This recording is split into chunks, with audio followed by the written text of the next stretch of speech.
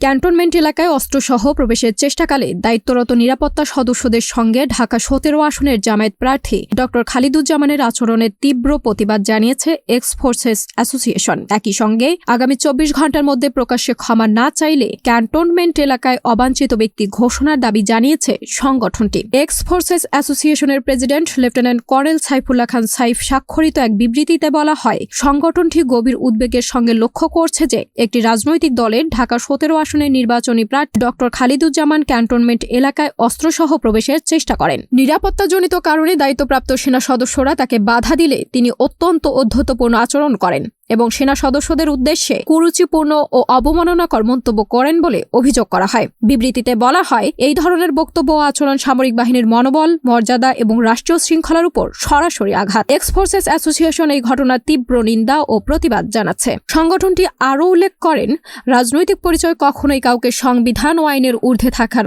অধিকার দেয় না। ক্যান্টনমেন্ট কোনো রাজনৈতিক প্রভাব বিস্তারের স্থান নয়, এটি একটি সংবেদনশীল ও সুরক্ষিত রাষ্ট্রীয় নিরাপত্তা এলাকা। বিবৃতিতে বলা হয়, অভিযুক্ত প্রার্থী যদি প্রকাশ্যে নিঃশর্ত ক্ষমা না চান এবং ভবিষ্যতে এ ধরনের উদ্ধতপূর্ণ ও অবমাননাকর আচরণ থেকে বিরত থাকার সুস্পষ্ট অঙ্গীকার না করেন, তাহলে আগামী ২৪ ঘণ্টার মধ্যে তাকে ক্যান্টনমেন্টে পার্সোনা নন গ্রাটা PNG ঘোষণা করার জন্য সংশ্লিষ্ট কর্তৃপক্ষের প্রতি জোর দাবি জানানো হবে।